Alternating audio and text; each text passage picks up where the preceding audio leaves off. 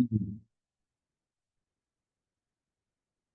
संलेखना, संथारा, समाधि, इसका स्वाध्याय हमारा चल रहा है। और स्वाध्याय में भी विशेष कुछ गाथाओं पर चर्चा चल रही थी। उसी कड़ी में हम आगे और बढ़ रहे हैं। आत्मा का जो अंतर व्यापार, अब ये आत्मा का अंतर व्यापार क्या होता है? व्यापार का मतलब है कारोबार। कारोबार क्या है? जो करना है। अगर हम शरीर से कुछ करें, शरीर का कार्य व्यापार हो गया। और आत्मा से जो किया जा रहा है वो आत्मा का व्यापार होगा, यानी आत्मा का की क्रिया, आत्मा की अपने अंदर की, अर्थात अभ्यंतर परिणाम धारा। मैंने खुद ये इतनी चीजें करनी है। अभ्यंतर परिणाम धारा है। ये आत्मा का जो अंतर परिणाम धारा है, वही बंध और मोक्ष की व्यवस्था का हेतु है। यानी इसका मतलब जो अंदर का हमारा कार्य है, वही बंध और मोक्ष का कारण है। बाहर कोई नहीं है। बंध भी और मोक्ष भी वो तुझ आत्मा में ही है। बंध मोक्षो तुझ छद्दिमेव, मतलब वो तुम्हारे अंदर ही है, बंध भी और मोक्ष भी। अर्थात तुम्हारे ही भावों से, तुम्हारे ही अंतर व्यापार से ये बंध भी हो सकता है, मोक्ष भी हो सकता है। तो मात्र शरीर चेष्टा बंध मोक्ष की व्यवस्था का हेतु नहीं है। मात्र, मात्र शब्द है, ध्यान से देखें। मात्र का मतलब ओनली, केवल शरीर की चेष्टा, यानी उसके साथ अगर आपका अंतर व्यापार नहीं है, तो वो मात्र होगी ना। मात्र शरीर चेष्टा, हाँ यानी जी। शरीर से कार्य किया है पर आत्मा से आप इन्वॉल्व नहीं हुए इसमें, हाँ आत्मा जी। के भावों में आप नहीं गए। तो वो हाँ। शरीर की चेष्टा है, वो हाँ बंध जी। उसकी व्यवस्था का हेतु नहीं है। अब यहां से आप हाँ एक जी। बात समझ सकते हैं कि केवली परमात्मा, हाँ जी। निहंत परमात्मा, उनकी शरीर की चेष्टा तो हो रही है क्योंकि योग तो है। हाँ जी, योग तो है। अंदर में वो कहाँ है? अंदर में व्यापार क्या चल रहा है उनका? अंदर से वो अक्रिय है, हाँ जी। व्यापार है ही नहीं। कोई व्यवसाय, हम्म। कोई भाव, कुछ परिणाम धारा कुछ नहीं है। इसलिए वो कर्म का बंध का कारण नहीं है। ठीक है। इस दृष्टि से हम कहते हैं वो बंध नहीं होता। और दूसरी तरह से हम कहते हैं कि बंध में चार होते हैं: प्रदेश बंध, प्रकृति बंध, स्थिति बंध, अनुभाग बंध। अनुभाग। तो प्रदेश और प्रकृति तो होता है योग के कारण, वो तो हो सकती है। परंतु स्थिति बंध और अनुभाव बंध नहीं, अनुभाग बन। क्योंकि उनके कषाय नहीं है। हाँ जी। अंदर के भाव ही नहीं होंगे, वो अक्रिय होंगे। इसलिए, और आगे देखिए, सर्व विभाव से उदासीन, जितने भी विभाव हैं, पर भाव उससे, उससे न्यूट्रल, कोई प्रतिक्रिया नहीं उस पे, कोई मतलब भाव में कोई वेरिएशन नहीं है, उदासीन। और अत्यंत शुद्ध निज पर्याय को, अत्यंत शुद्ध, शुद्ध का मतलब ना तो वो शुभ है ना अशुभ है, शुद्ध है। निज पर्याय, निज मतलब अपनी आत्मा की पर्याय को सहज रूप से आत्मा के सेवन करने को, अगर वो आत्मा इस तरह का पर्याय का पर्याय आ रही, शुद्ध पर्याय आ रही है, ऐसे आत्मा के सेवन करने को श्री जिन ने तीव्र ज्ञान दशा कही है। ये ज्ञान दशा ज्ञानी की। इस दशा के आए बिना कोई भी जीव बंधन से मुक्त नहीं हो सकता। जब तक वो शुद्ध पर्याय में नहीं आता, तब तक बंधन होगा। पर्याय में विकार है, विभाव है, तो बंधन होगा। ये जो सिद्धांत श्री जिन ने प्रतिपादित किया है, वह अखंड सत्य है। इसमें कोई किंतु परंतु नहीं है। ये, यानी पर्याय का शुद्ध होना और विभाव से हट जाना, ये पूरा वो पहले आ रहा है, सर्व विभाव से उदासीन, उससे उससे कोई इफेक्ट नहीं हो रहा उसका, कोई भी उससे कोई मतलब प्रभावित नहीं हो रहे, अप्रभावित है उससे। और ऐसे जो शुद्ध पर्याय है, उसके आत्मा के सेवन करने को श्री जिन ने तीव्र, जिन मतलब परमात्मा ने, जिनेन्द्र भगवान ने ज्ञान दशा कही है। और ऐसी दशा के आए बिना कोई भी जीव बंधन से मुक्त नहीं हो सकता। ये जो सिद्धांत श्री जिन ने प्रतिपादित किया वह अखंड सत्य है, यानी कोई शंका नहीं है। आगे देखिए, अनादि से चल रही, अनादि से अज्ञानमय प्रवृत्ति के एकदम असत्य और असार समझ में आने से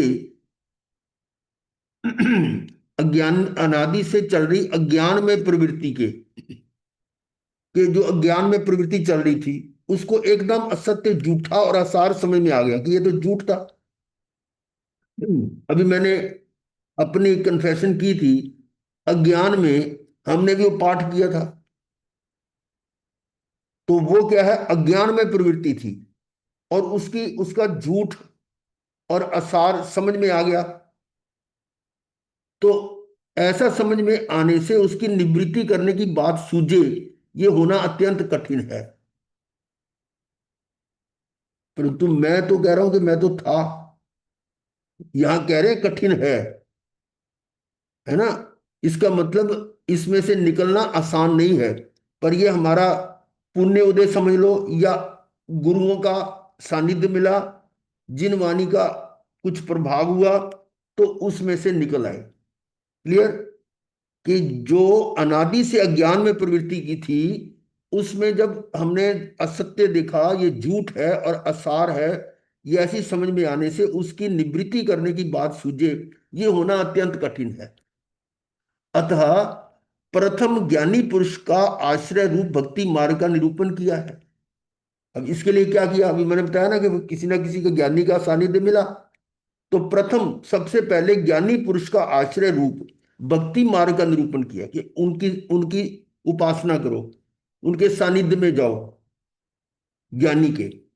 जीव मन को उसमें स्थापन करे, उनके साथ, उनके मन, अब जीव मन को उसमें स्थापन करने, अपने मन को वहीं लगा दे, उपयोग वहां लगाए। और जिन आगम में ज्ञानी की आज्ञा का, जिन आगम में ज्ञानी की आज्ञा का आराधना का स्थान स्थान पर कथन किया गया है। तो ये बात क्लियर होगी कि वो पहले तो बताया कि उसमें निकलना कठिन है, तो रास्ता भी बता दिया कि वो भक्ति किसकी करे, ज्ञानी की, और फिर उसकी आराधना ज्ञानी की आज्ञा का वो पालन करे। आगे चलते हैं। ज्ञानी पुरुष के आश्रय में बाधक पंच विषय आदि दोष है।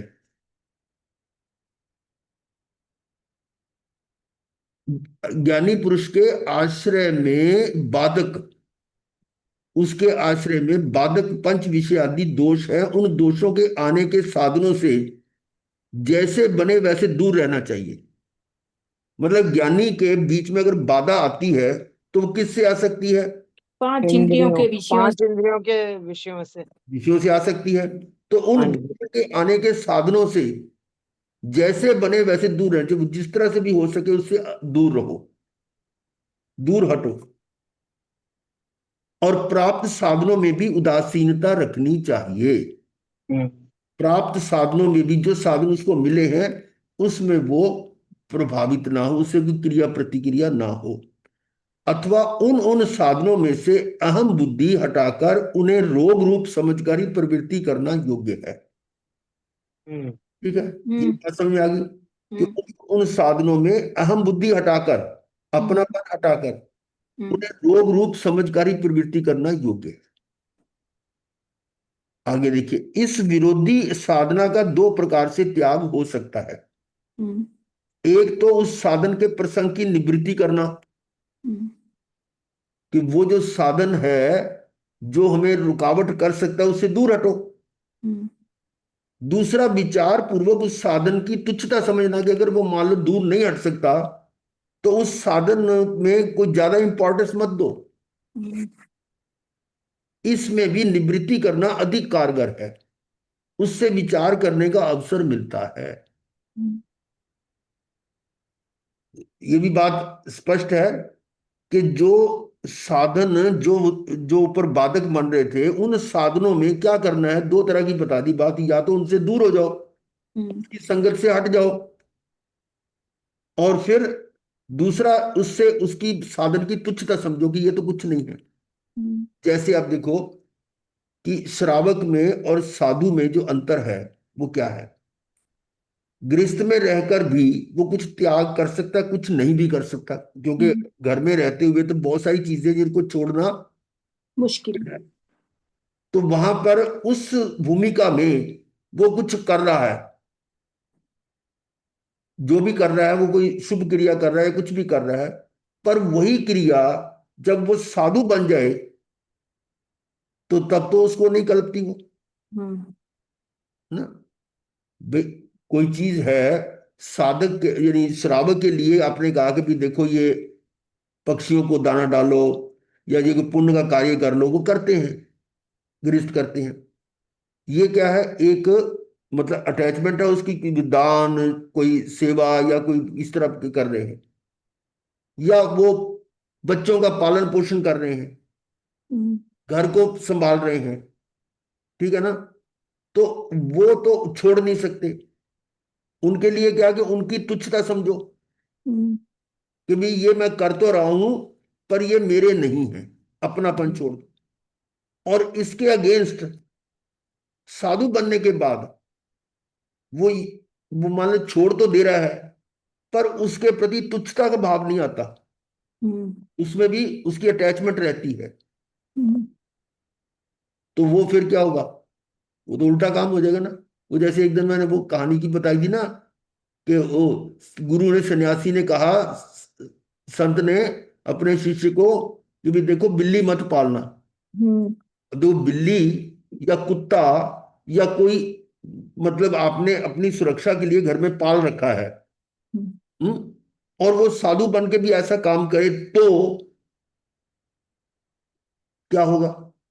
वो कहानी जो है वो बता रही है ना, हाँ हाँ जी। एक तरह से संसार बढ़ाना ही है। पूरा संसार कि बिल्ली को पालने में बिल्ली के लिए दूध चाहिए, दूध के लिए फिर गाय चाहिए, गाय गाय के लिए चाहिए, चारा चाहिए, चारा के लिए खेत चाहिए, खेत के खेत लिए चाहिए। माल चाहिए, फिर उसके लिए और नौकर चाकर चाहिए, उसके लिए फिर पत्नी भी चाहिए, फिर उसके बच्चे भी होंगे, पूरा संसार हो गया। हम्म तो वो किसके कारण है कि उसके मतलब उसने उस साधन के प्रति अपनी उदासीनता को तो छोड़ दिया, हम्म उसमें अटैचमेंट है उसकी, हम्म ठीक है ना। तो ये छोड़ना भी है और उसको उस साधन के प्रति उदासीन भी होना है, दोनों चीजें हैं। आगे चलिए। जन्म जरा मरण आदि दुखों से समस्त संसार अशरण है, कोई शरण नहीं है। जन्म मरण जरा किसी के हाथ में नहीं है, किसकी शरण में जाएगा। जिसने सर्व प्रकार से संसार की आस्था छोड़ दी है वही निर्भय हुआ है। जिसने सर्व प्रकार से संसार की आस्था छोड़ दी है वही निर्भय हुआ है। संसार की आस्था का मतलब संसार सुख होगी तो वो निर्भय हो जाएगा, और उसी ने आत्म स्वभाव की प्राप्ति की है। जब संसार से प्रांगमुख होगा तो स्वमुख किनके होगा, आत्मा के, आत्मा की। आत्म स्वभाव की प्राप्ति होगी। और ये दशा विचार के बिना जीव को प्राप्त नहीं हो सकती। ये दशा विचार के बिना, ऐसा सोचेगा तभी तो प्राप्त होगी इसको। और संग के मोह से पराधीन, संग जो उसने जोड़ रखा है, हम्म जन, परिजन या अन्य वस्तुएं, पर जो ही पर पदार्थ जो भी है उसके संग के मोह से पराधीन, उन वस्तुओं पर के मोह के कारण उसके पराधीन हो रहा है। ऐसे इस जीव को ये विचार प्राप्त होना कठिन है। कौन सा विचार, आत्मा का मतलब आत्मा, आत्म आत्म स्वभाव स्वभाव की की आत्म प्राप्ति। का स्वभाव को विचार। प्राप्त करने हाँ, का। का विचार। ठीक है। जहां तक बने, छोटे छोटे हैं लेकिन हैं सारगर्भित। हम्म जहां तक बने तृष्णा को कम करना, ये बिल्कुल जीरो तो नहीं हो सकता पर कम तो कर सकते, करते करते करते करते हो जाएगी। यथार्थ प्रतीति होने पर भी उस मार्ग में यथास्थिति, यथास्थित स्थिति होने के लिए, यथार्थ प्रतीति होने पर भी, मतलब प्रतीति तो की है, उस मार्ग में यथास्थित स्थिति होने के लिए ज्ञानी पुरुष का आश्रय मुख्य साधन है।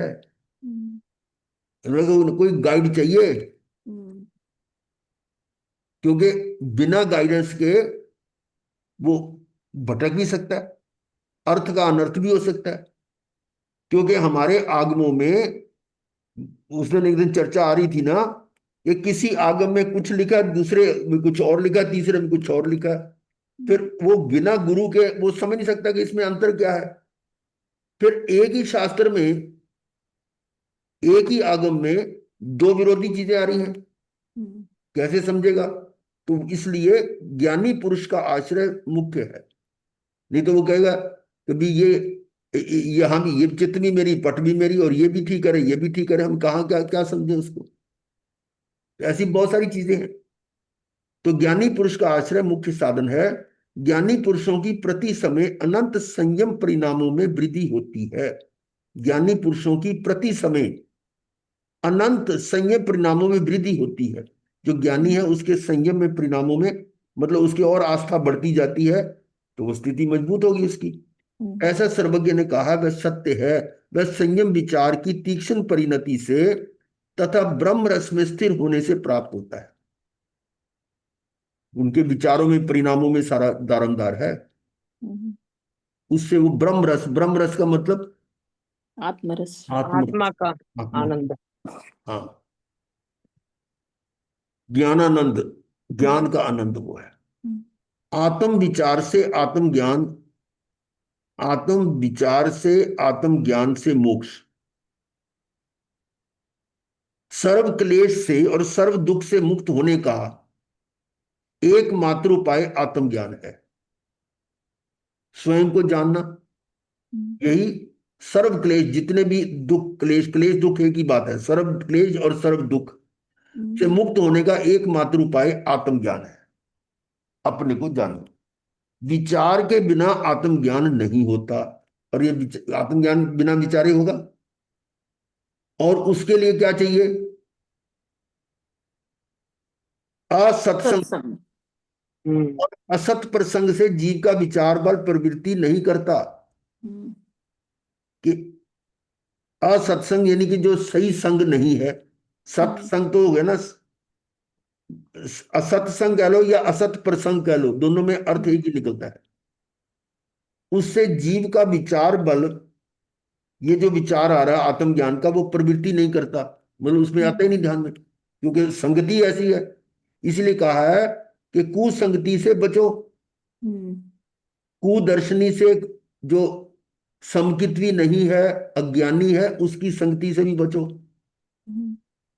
तो इसलिए असत्संग और असत प्रसंग से जीव का विचार बल प्रवृत्ति नहीं करता, इसमें किंचित मात्र भी संशय नहीं है।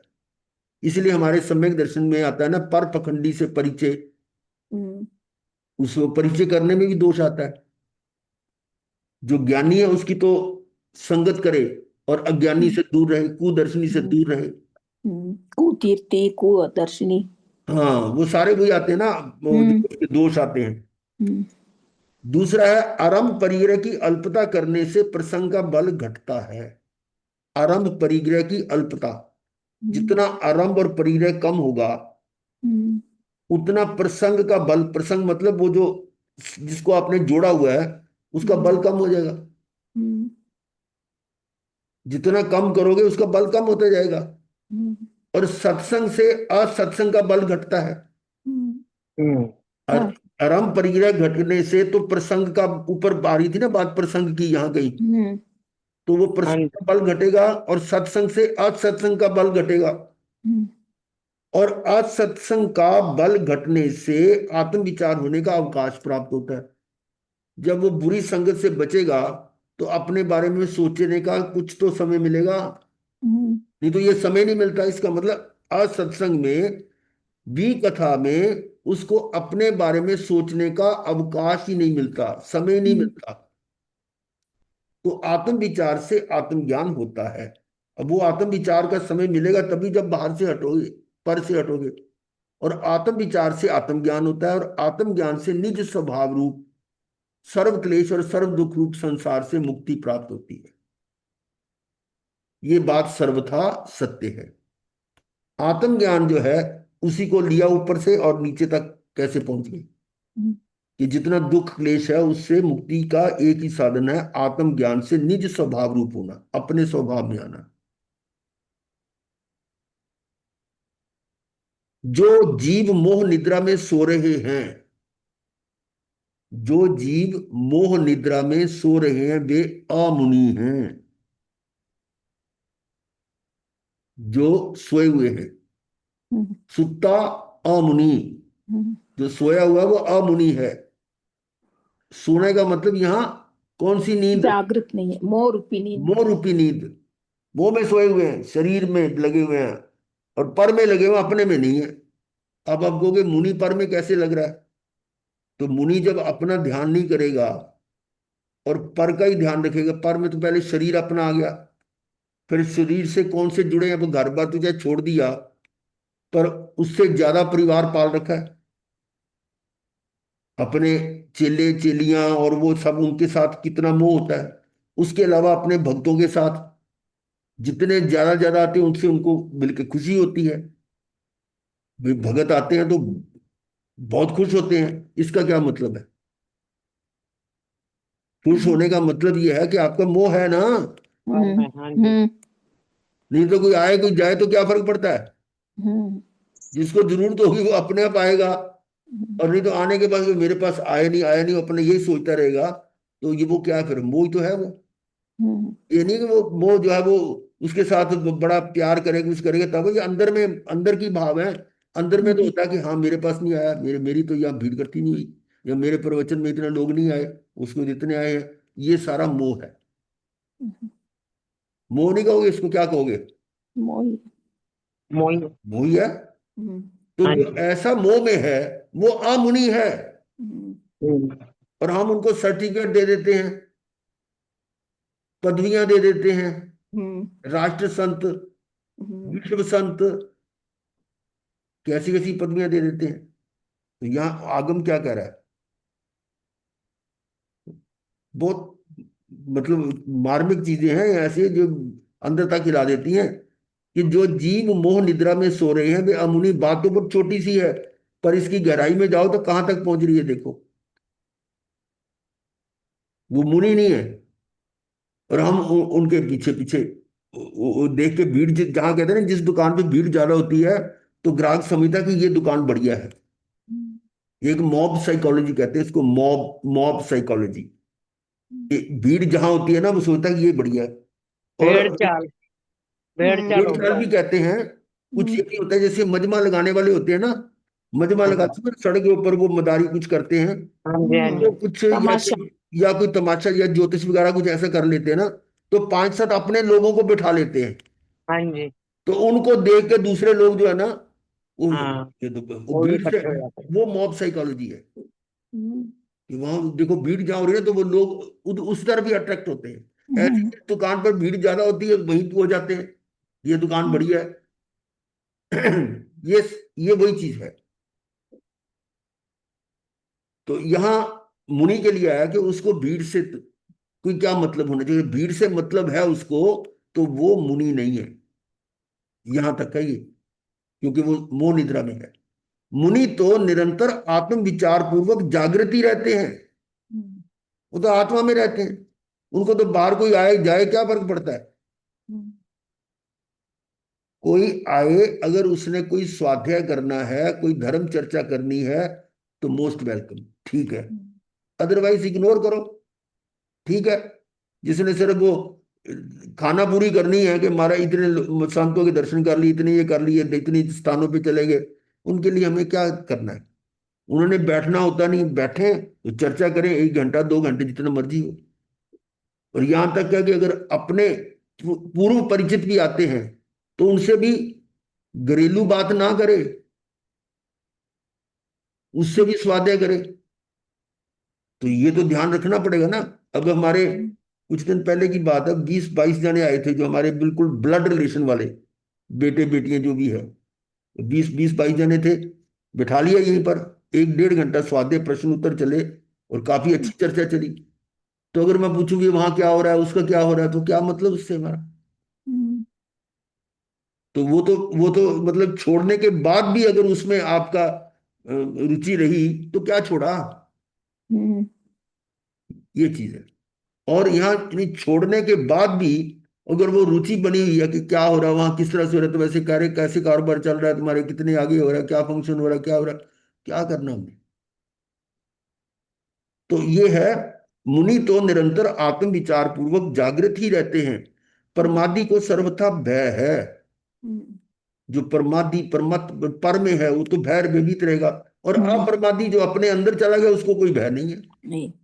अप्रमादी को किसी प्रकार का भय नहीं है, ऐसा श्री जिन ने कहा है। ये सारी जिनवाणी जिनेन्द्र भगवान की द्वारा किए हुए कथन हैं। अगला पॉइंट, समस्त पदार्थों के स्वरूप जानने का एकमात्र हेतु आत्मज्ञान प्राप्त करना है। क्या मतलब? आप जितनी भी जानकारियां कर रहे हैं, हाँ जी। ये धर्म तो द्रव्य अपने है, को जान लेंगे तो सबको जान लेंगे।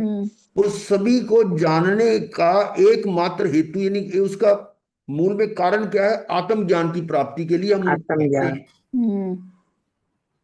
तो हेतु कौन है? आत्मज्ञान ही है, उसके लिए बाकी को जान रहे हैं ताकि उससे डिफरेंशिएट कर सके, उससे में उनका भेद मालूम पड़ जाए, ताकि हम अपने आप को पहचान सकें। तो जितनी भी आगमों में इस तरह की बातें भरी पड़ी हैं, वो जानकारियां जो हैं, वो उनका हेतु कौन है? वो आत्मज्ञान प्राप्त। और यदि आत्मज्ञान नहीं प्राप्त कर रहे तो वो जानकारियां जानकारी यही है, उसका कोई अर्थ नहीं है।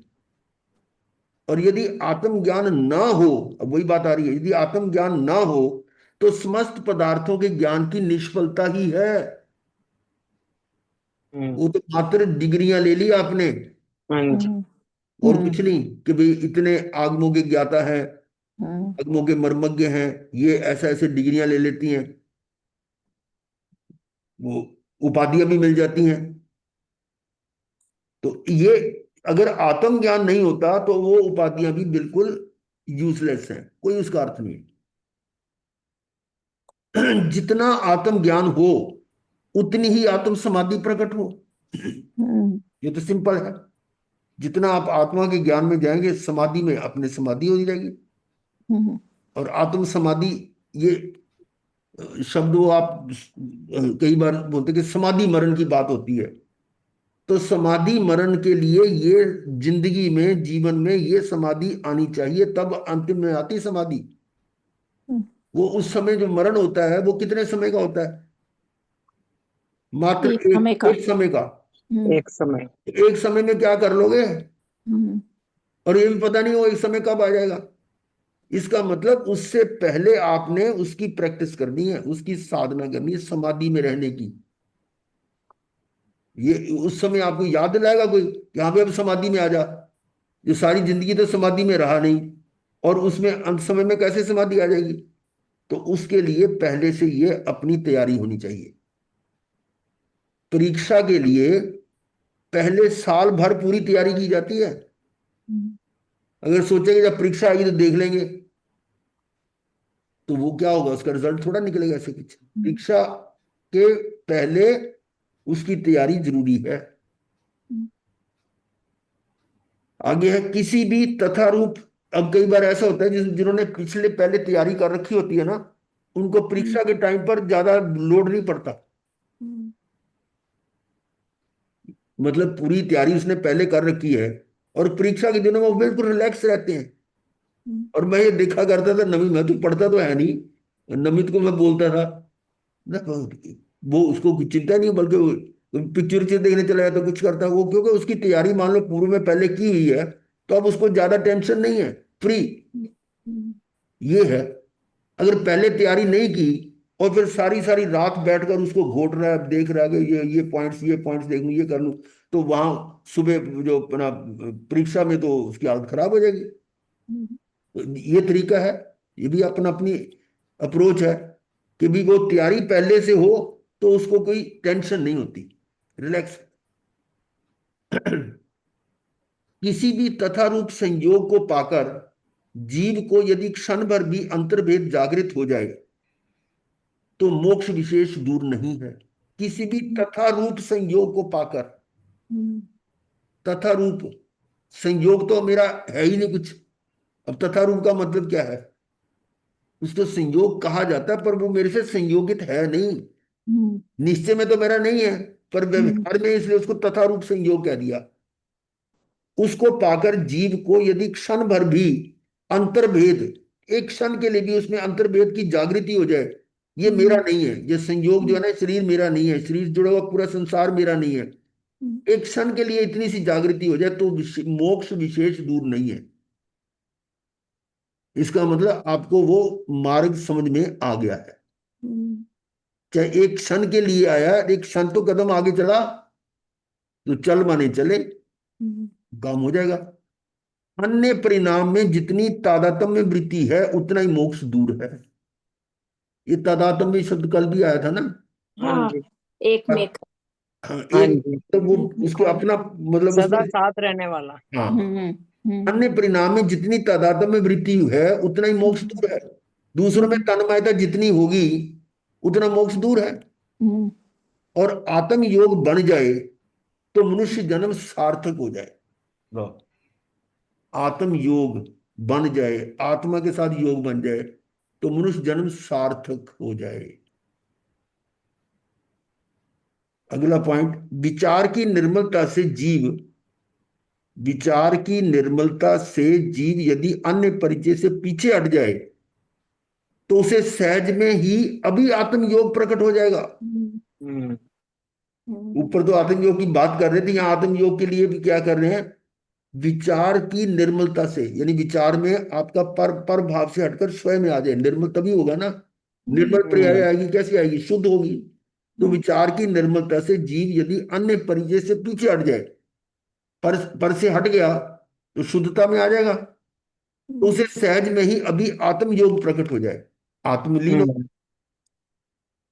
अगला पॉइंट, जिस प्रकार से इस संसार की अनित्यता, असारता अत्यंत रूप से भासित हो, जिस प्रकार से, जिस भी विधि से इस संसार की अनित्यता, के संसार अनित्य है, ये सदा रहने वाला नहीं है, नित्य नहीं है, अनित्य है।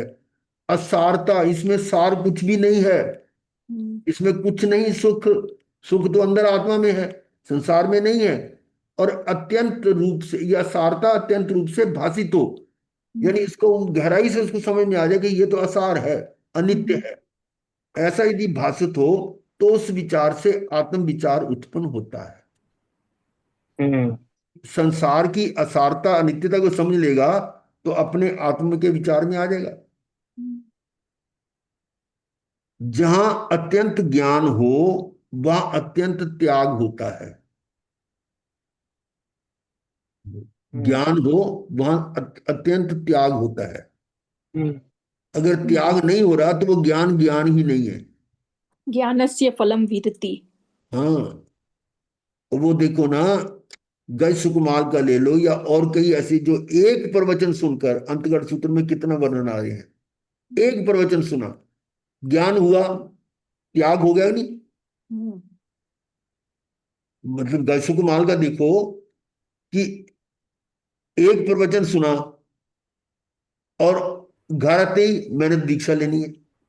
बोलो, एक प्रवचन सुन के त्याग का कहा। अगले दिन उन्होंने उन्होंने विनय करके, कैसे भी एक बार तू सिंहासन पे तो बैठ जा, तो बिठा दिया गया। सारी कथा आप जानते हैं। और इन्हें एक दिन शाम को मान लो उन्होंने प्रवचन सुना, भगवान के दर्शन किए और बोध प्राप्त किया। अगले दिन सुबह सिंहासन पर बिठा दिया, फिर उनका राज सिंहासन बिठा दिया, उसका जुलूस वगैरह भी कुछ निकाला होगा, कुछ शोभा यात्रा निकाली होगी। और फिर उसके बाद जब उससे पूछा गया कि अभी तुम बताओ राजन, क्या आज्ञा है, आदेश। आदेश, आज्ञा, क्योंकि वो त्रिखंडाधिपति हो गए थे उस समय, आज्ञा तो उनकी चलेगी, कृष्ण तो नीचे आगे बैठ गए थे। तो उनकी आज्ञा क्या थी, नापित बुलाओ, दीक्षा की ये बुलाओ, तैयारी। वो करो, दीक्षा। तो दीक्षा की तैयारी में भी सारा कुछ किया होगा। तो इसका मतलब शाम के टाइम तक दीक्षा हुई होगी, और शाम को वो भगवान की आज्ञा से वो 12वीं प्रतिमा का वो शमशान में ध्यान में बैठ गए महाकाल और शमशान। मुक्त हो गए। बोलो अब कितना काम, कितनी कितनी फास्ट हुआ काम। क्या कारण था कि ज्ञान इतना अंदर तक वो असर किया, उससे त्याग हुआ। और अगर अत्यंत त्याग के प्रकट हुए बिना, अत्यंत त्याग के प्रकट हुए बिना अत्यंत ज्ञान नहीं होता। अगर त्याग ही नहीं हुआ तो वो ज्ञान कहेगा। ऐसा श्री तीर्थंकर ने स्वीकार किया है। जिसको कहते हैं सुन सुन के भी उसको कोई असर नहीं होता। और हम ये देखते हैं कि लोग 40-40, 50-50, 60-60 साल प्रवचन सुन रहे हैं, ज्ञान कहते हैं हमने इतने प्रवचन सुन लिए, अपने आप को ज्ञानी समझते हैं, परंतु उस ज्ञान से त्याग नहीं हुआ कोई, तो क्या ज्ञान हुआ वो है। आगे है, आत्म परिणाम पूर्वक जितना अन्य पदार्थ का तदात्म्य अध्यास निवृत्त किया जाए, आत्म परिणाम पूर्वक आत्मा में रमन जो हो रहा है उसके अनुसार, उसके मुताबिक जितना अन्य पदार्थ का तादात्म्य अध्यास निवृत्त होता जाए, दूसरे के साथ जो एक में एक पना वो हटता जाए, हम्म, तादात्म्य अध्यास निवृत्त हो जाए, उसे श्री हाँ जी। चित्त त्याग कहा है। हम्म, ये जो एक में एक पना है वो उससे हटता जाए, उतना ही वो त्याग कहा है, उसे त्याग कहा। उस तादात्म्य अध्यास निवृत्ति रूप त्याग होने के लिए इस बाह्य प्रसंग का त्याग भी उपकारी कार्यकारी है। हम्म, वो जो अंदर का है, हम्म, हम्म ये जो तादात्म्य समझो, उसके उसका छोड़ने का निवृत्ति रूप त्याग तो अंदर का भाव है ना, तो हम्म, उसे जो बाह्य प्रसंग का त्याग भी उपकारी कार्य है। बाहर के तो छोड़ दिया, अंदर का नहीं छोड़ा। अब उसके लिए कह रहे हैं कि बाहर का छोड़ना भी उपकारी कार्यकारी है, क्योंकि बाहर के छोड़ने के बाद आप उसके मतलब निवृत्ति में आ जाते हैं, तो वो भी कारगर हो गया। पर यदि बाहर का तो छोड़ा पर अंदर में नहीं छोड़ा, तो वो काम उल्टा हो काम जाएगा। कर। जो देह पूर्ण युवावस्था में और संपूर्ण आरोग्य युक्त दिखाई देने पर भी क्षण भंगुर है, जो देह पूर्ण युवावस्था में, यौवन में तो पूरा शरीर जो अपने आप में संपन्न होता है जैसे, और संपूर्ण आरोग्य युक्त दिखाई देने पर भी, आरोग्य, आरोग्य का मतलब होता है रोग से मुक्त, हाँ जी। स्वस्थ। और हम्म, हेल्दी मतलब आरोग्य स्वास्थ्य युक्त, हेल्दी, स्वस्थ। संपूर्ण आरोग्य युक्त दिखाई देने पर भी है तो क्षण भंगुर। हम्म, उस देह में प्रीति करके क्या करें, हम्म हम्म, क्योंकि ये तो छूटने वाला है, हम्म, तो उसके साथ प्रीत लगा के क्या करोगे, छोड़ने वाला है तो। जगत के समस्त पदार्थों की अपेक्षा जिसके प्रति सर्वोत्कृष्ट प्रीति है, देखो हम्म, जितने भी पदार्थ है सबसे ज्यादा प्रीति किससे है, शरीर हम्म, से। शरीर से है, सबसे ज्यादा है। हम्म, ऐसी ये देह भी दुख की ही हेतु है। हम्म, हम्म तो फिर दूसरे पदार्थों में सुख की क्या कल्पना करना। हम्म, अब जिसमें आपको इतनी प्रीति इतना मोह है वो भी दुख का देने वाला, तो बाकी पदार्थ में से सुख कहाँ ढूंढोगे, हाँ जी। तुलना करने के लिए। जिन पुरुषों ने, ये बहुत सिंपल है, हम्म, जैसे वस्त्र शरीर से भिन्न है, हम्म, इसी तरह आत्मा शरीर से भिन्न है, हम्म, ये जान लिया वे पुरुष धन्य है। हम्म, बोलो, आपने तो जान लिया, जैसे वस्त्र शरीर से भिन्न है, ये वस्त्र तो शरीर से अलग है ना, इसी तरह आत्मा शरीर से भिन्न है, हम्म, ये जान लिया तो धन्य है, धन्य है, धन्य है। आप सभी धन्य हो कि आपने जान लिया है। जानने से सिर्फ क्या होगा, हैं? सिर्फ जानने मात्र से क्या भाई होगा। ये तो यही कह रहे हैं कि धन्य है ये पुरुष। बात आप ठीक कह रहे हैं, मतलब ये जानना भी बहुत जरूरी है ना। है। आज कोई ऐसी उपाधि नहीं ना मिली गुरुदेव, आज अच्छा लग रहा अभी बच्चे हैं, है। बीस नहीं तो 15-20 मिनट नहीं में तो मिल रोज, सकती। और क्या, भेड़ की, पागल की, कुत्ती सब ले ली गुरुदेव, आज अच्छा लग रहा आज तो हम आपको ये कह रहे हो धन्य हो, धन्य है। तभी अच्छा लग रहा है। आज दिवाली है ना, धन्य की बात हो रही है, धन हो। धन। हाँ, ये नेहा ने सही कहा, बिल्कुल। ये ठीक है। चलिए आगे। यदि दूसरे की वस्तु का अपने द्वारा ग्रहण किया गया हो,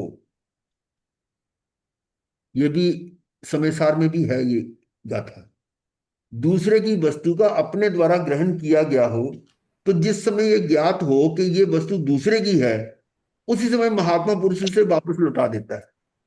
मेरी नहीं है। ये ऐसा है, उसमें दृष्टांत आता है कि एक धोबी के यहां से कपड़े आए, हम्म, और वो जो कुर्ता या कमीज जो भी थी, वो गलती से किसी दूसरे की आ गई। तो धोबी के तो वैसे तो निशान लगाते हैं वो, आपको पता होना चाहिए, धोबी वाले जो है ना, धोबी या ड्राई क्लीनर कह लो, हम्म, आजकल ड्राई क्लीनर धोबी कहाँ से होंगे, तो वो ना वो लगाते हैं, निशान लगाते हैं, एक चिट सी लगा देते हैं कपड़े की, हम्म, उसके ऊपर मार्कर से लिखा होता है, नंबर लिखा होता है। तो वो फिर उसमें भी गलती हो जाती है, तो वो एक ग्राहक की कमीज दूसरे ग्राहक को चली जाएगी। तो अब वो जब दूसरे के पास चलेगी और जो उसका असली मालिक था वो आया, मेरे कपड़े दो, उसने उसकी दी। अब वो कहता नहीं तो मेरी नहीं है। मतलब तेरी नहीं तो फिर गई कहाँ? तो फिर वो अपना पूरा हिसाब किताब लगा देता था कि ये फलां उसके पास गई है, चलो उसके पास चलते हैं।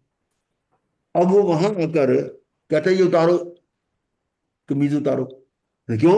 मैं क्यों उतारूं? कहते मेरी है, देख इसका। आगे वो उठा के उसको दिखाता कार के पीछे, देखिए मेरा वो नाम लिखा हुआ है इस पे।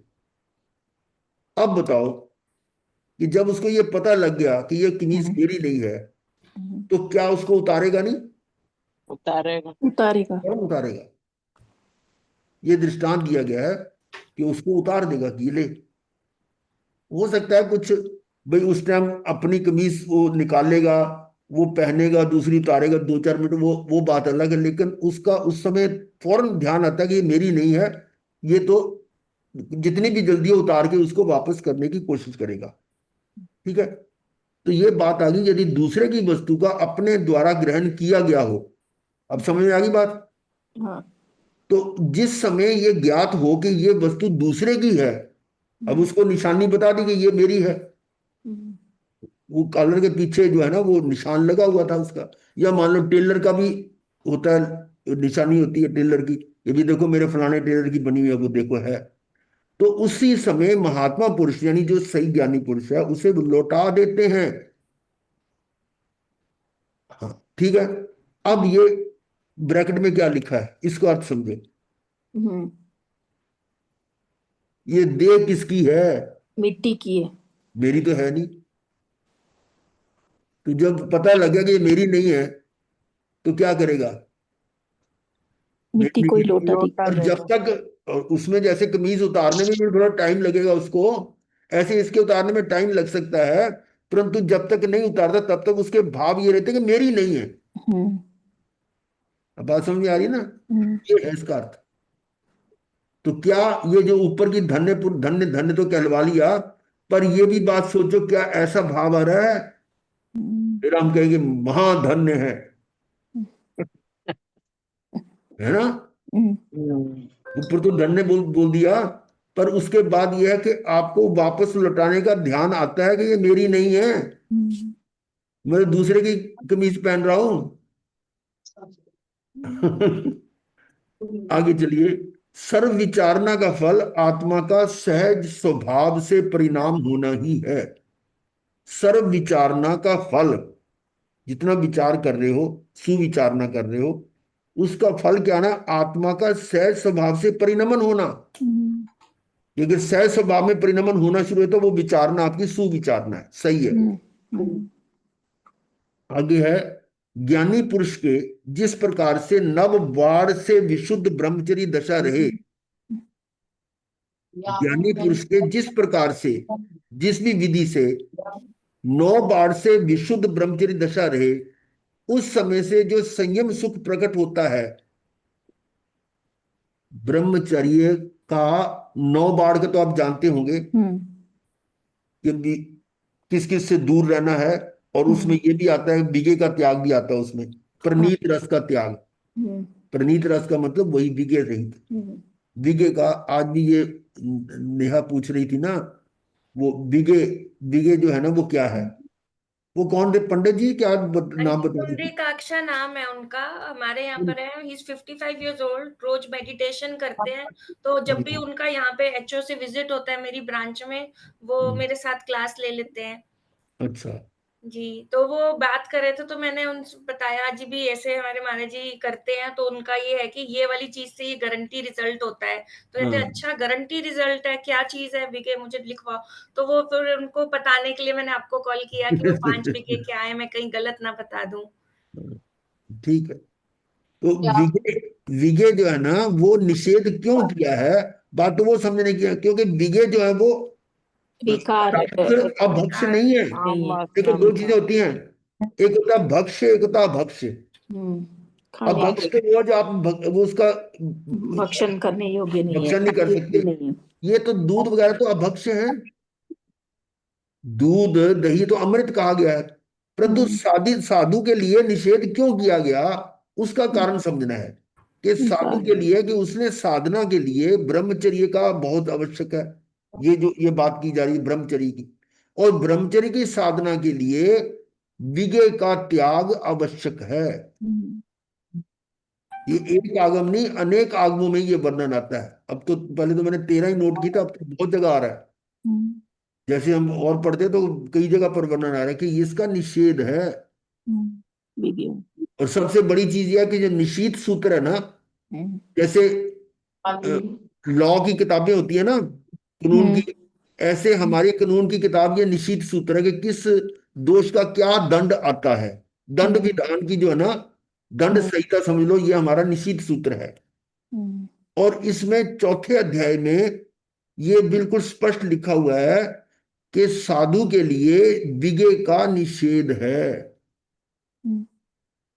और यदि किसी कारणवश उसको लेना पड़ जाए और वो बिना आज्ञा के ले ले तो चातुर्मासिक दंड आता है। अब चातुर्मासिक दंड क्या होता है? चातुर्मास का मतलब 120 उपवास का दंड आएगा। इसका मतलब इतना बड़ा दोष है। और ऐसा करने के बाद भी उसमें लिखा हुआ है कि वो यदि लेना भी पड़े तो आचार्य या गुरु की आज्ञा के बिना यदि वो लेता है तो उसको चातुर्मासिक दंड आता है, बिना आज्ञा के। और फिर उसका पुनः पुनः सेवन ना करे। मतलब एक बार कर लिया तो अब दूसरी बार भी कहता अब क्या जरूरत है, अभी कर लो फिर कर लो, क्योंकि एक बार छूट मिल गई तो हो सकता है अभी आपको खुली गई, चल ले लो। उसके लिए लाइन आई पुनः पुनः ना लो।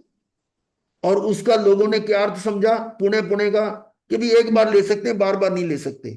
ये अर्थ लिया है, मैंने खुद सुना है।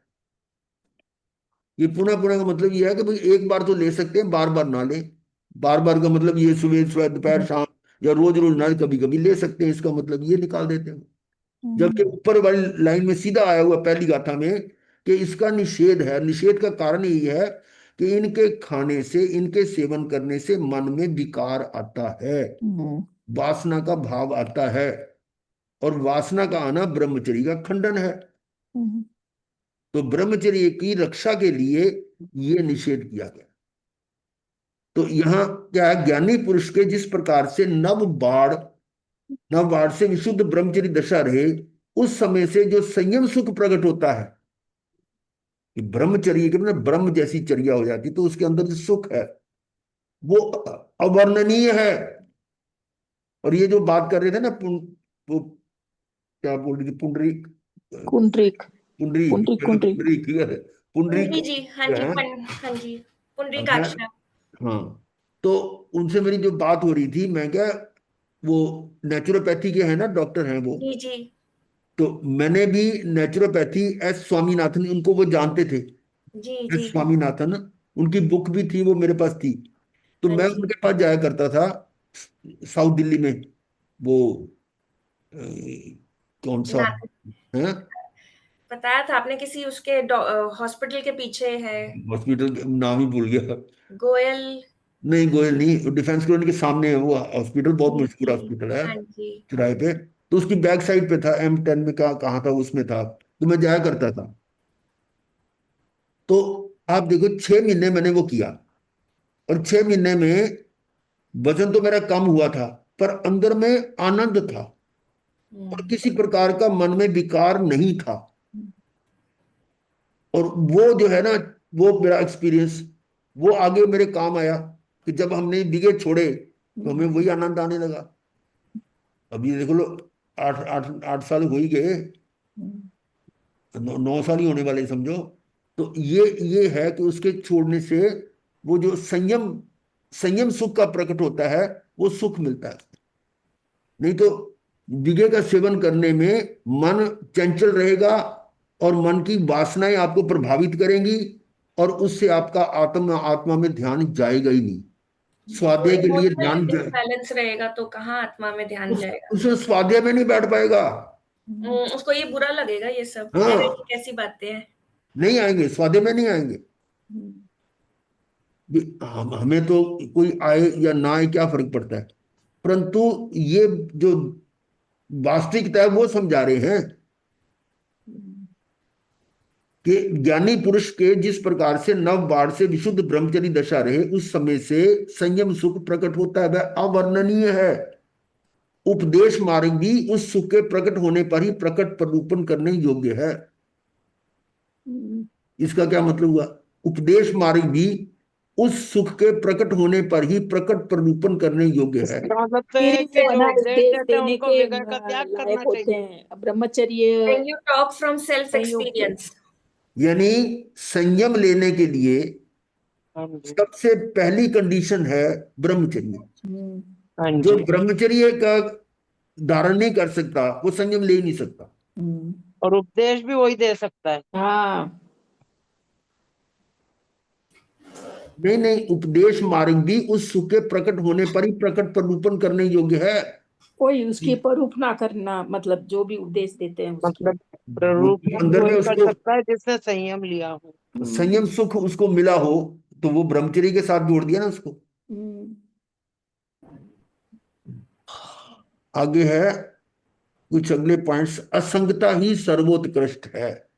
असंगता, सहज स्वरूप में जीव का स्थित होना, इसे श्री वीतराग मोक्ष कहते हैं। सहज स्वरूप में जीव का स्थित होना, अपने आत्मा में स्थित होना, असंग हो गया। संग हमारे संयोग जो है वो तीन तरह के हैं। हम्म, शरीर आदि, हम्म, राग हाँ आदि जी, भाव जीवन कर्म, भाव राग आदि कर्म आदि। और द्रव्य कर्म, और ज्ञान द्रव्य कर्म आदि कर्म। द्रव्य कर्म। इन हाँ तीनों जी, से हटकर सहज स्वरूप में स्थित हो जाए, वो है वीतराग मोक्ष। जीव सहज स्वरूप से रहित नहीं, परंतु उसका भान नहीं है। भान होना यही सहज स्वरूप स्थिति है। हम्म, जीव सहज स्वरूप से रहित नहीं, हम्म, ये तो उसका गुण है, स्वभाव है, हाँ जी, परंतु उसका भान नहीं है। हम्म, हम्म, हम्म, और भान होना यही सहज स्वरूप स्थिति है। इसका मतलब इतना ज्ञान हो जाना, वो ऊपर तो वाकई वो सही कहा, धन्य है धन्य है, ये था ना, ये वाला भान हो गया था। वस्त्र शरीर से भिन्न और आत्मा शरीर से भिन्न है, ये यही कहा था धन्य है। तो वही बात यहाँ आ रही है कि जिसको अपना भान हो गया वो समझो अपनी सहज स्वरूप स्थिति में आ गया। संग के योग से ये जीव सहज स्थिति को भूल गया है। संग के योग से ये जीव सहज स्थिति को भूल गया है। हो गया। उसकी निवृत्ति से अप्रोक्ष भान होता है। उसकी निवृत्ति से अप्रोक्ष, अप्रोक्ष का मतलब प्रत्यक्ष प्रत्यक्ष। भान होता है। किसकी निवृत्ति से? संग की संग से, निवृत्ति। शरीर का संग। संग से हटेगा। असंगता की बात चल रही थी। इसीलिए सब तीर्थंकर आदि ज्ञानियों ने असंगता को ही सर्वोत्कृष्ट कहा है, जिसमें सब आत्म साधन सन्निविष्ट हो जाते हैं। समस्त शास्त्रों का बोध उसी हेतु है। असंग होने के लिए 100 गज रस्सी सिरे ते गंढ की कहने थे ना। 2 गज रस्सी सिरे पे गंढ। हाँ और बैठे हैं जी गुरुदेव पास में हाँ होकर हाँ, सुन रहे पंजाबी जी कहते हैं ना 100 गज रस्सी सिरे ते गंढ, तो मतलब आखिर में यही है। सब तीर्थंकर आदि ज्ञानियों ने असंगता को ही सर्वोत्कृष्ट कहा है। ये असंग जिसमें सब आत्म साधन सन्निविष्ट हो, सारे उसमें हो गए। 100 गज रस्सी सिरे ते गंढ वो है। तो समस्त शास्त्रों का बोध उसी हेतु है। ये सारा मतलब वही है, जो जितनी बातें कर रहे हैं उसका। सन्निविष्ट मतलब निहित गुरुदेव, निहित हो जाते हैं। हाँ, उसमें उसमें समाई हुई है ये चीज, हाँ, समाहित हो जाते समाहित है। सर्व भाव से असंगता होना ये सबसे कठिन से कठिन साधना है। सर्व भाव से असंगता होना ये सबसे कठिन से कठिन साधना है, उसी से सिद्धि है। उसका आधार सत्संग है। अभी देखते हैं भजन कौन सा निकलता है। लो जी, हाँ हाँ। शुद्धात्मा का दर्शन होगा, हर दम सुखों का सावन होगा, शुद्धात्मा का दर्शन होगा, हर दम सुखों का सावन होगा। यही तो कह रहे थे, ये सुख वाली बात ये आ रही थी ना, कि उसको सुख का, कहाँ था, ऊपर था शायद, ये संयम सुख प्रकट होता है, तो वही बात यहाँ आ रही है। ऊपर ही ऊपर पे। आत्मा का दर्शन होगा, हर दम सुखों का सावन होगा, जिन दर्शन से निज दर्शन कर सम्यक दर्शन होगा, शुद्धात्मा का दर्शन होगा, हर दम सुखों का सावन होगा। जिन दर्शन से निज दर्शन, ये इंपॉर्टेंट पॉइंट है कि अरिहंत की स्तुति करते करते जिन स्तुति से निज स्तुति में आ जाए, जिन स्तुति से निज स्तुति में आ जाए, तब सम्यक दर्शन होगा। अगर जिन जिन में ही रहा तो सम्यक दर्शन नहीं होगा। और ये एक हमने दृष्टांत सुनाया था, समय सार में भी आया था, उसमें आपको याद होगा कि एक व्यक्ति को कुछ सामान चाहिए था होलसेल में, मतलब बहुत ज्यादा क्वांटिटी में, घर में कोई बहुत बड़ा फंक्शन आ गया, तो वो बड़े स्टोर के पास जाता है कि भाई मुझे इतने क्विंटल ये वाली आइटम चाहिए है। कहता है पर दूंगा नहीं। क्यों? मेरी रोज की सेल इतनी है और तेरे को दे दूंगा तो मैं ग्राहकों को क्या करूंगा? तो वो अगर तुझे इतनी चाहिए तो वहां जा जहां इसकी प्रोडक्शन हो रही है, प्रोडक्शन हाउस पे जाएगा। यानी वो जो स्टोर वाला है उसके पास है, पर वो कितनी है, जितनी उसकी रोज की कंजप्शन है। तो इसलिए वो दुकानदारी खत्म करना नहीं चाहता, मतलब अपने लिए, अपनी कंजप्शन के लिए रखा हुआ है, तो उसको मना कर देता है कि मैं नहीं दे सकता। अब इसी प्रकार से दृष्टांत के साथ बात आगे चलाते हुए कि जिज्ञासु है, जीव है, वो आत्मा है, वो भगवान, सिद्ध भगवान के पास जाता है, समझने के लिए है कि हे परमात्मा, आपके पास तो अनंत सुख है। अनंत, अनंत का मतलब इसका अंत है ही नहीं, तो उस अनंत में से कुछ दे दोगे तो आपका तो कुछ फर्क नहीं पड़ेगा। वो अनंत सुख में से कुछ मेरे को दे दो। अब परमात्मा क्या कह रहे हैं कि भाई है, मेरे पास अनंत सुख है, पर मैं दे नहीं सकता। है कैसा परमात्मा है ये? अनंत सुख है, उसमें दे नहीं सकता। क्यों भाई? उत्तर है कि जितना अनंत सुख है मैं हर समय उसका खुद उपयोग कर रहा हूं। खुद उपयोग कर रहे हैं। उस अनंत सुख का भोग मैं स्वयं प्रति समय कर रहा हूं, तो उसमें तेरे को क्या दूं? कहाँ से? तू तो वहां जहां जहां इसकी प्रोडक्शन हो रही है, वो कहाँ है? वो तुम्हारे अंदर है। इस कारण परमात्मा, यानी परमात्मा दो प्रकार के बताए थे उसमें, एक कारण परमात्मा, एक कार्य परमात्मा। कारण जहां से परमात्मा बना जाएगा, परमात्मा की फैक्ट्री जो है वो तो कारण परमात्मा है, और जो प्रोडक्शन तैयार होगी वो कार्य परमात्मा है। तो कार्य परमात्मा से कुछ नहीं मिलेगा, मिलेगा तो कारण परमात्मा से। बात समझ में आ गई? कारण परमात्मा, तो जिन दर्शन से निज दर्शन, ये है जिन दर्शन से निज दर्शन कर तब सम्यक दर्शन होगा। बहुत गहराई वाली बात है। शुद्धात्मा का दर्शन होगा, हर दम सुखों का सावन होगा, जिन दर्शन से निज दर्शन कर सम्यक दर्शन होगा, शुद्धात्मा का दर्शन होगा। चलो समय हो गया, एक लाइन पूरी करते हैं फिर।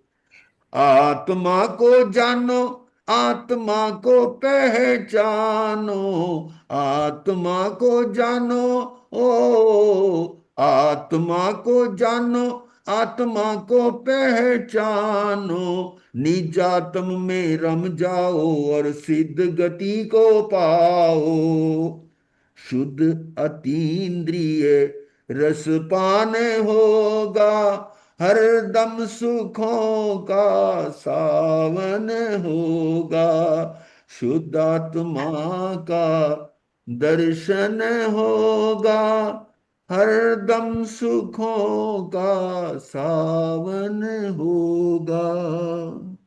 चलिए, अच्छा इश्क गाई, मैंने देखा नहीं था। महाराज जी, एक दिवाली के लिए मैंने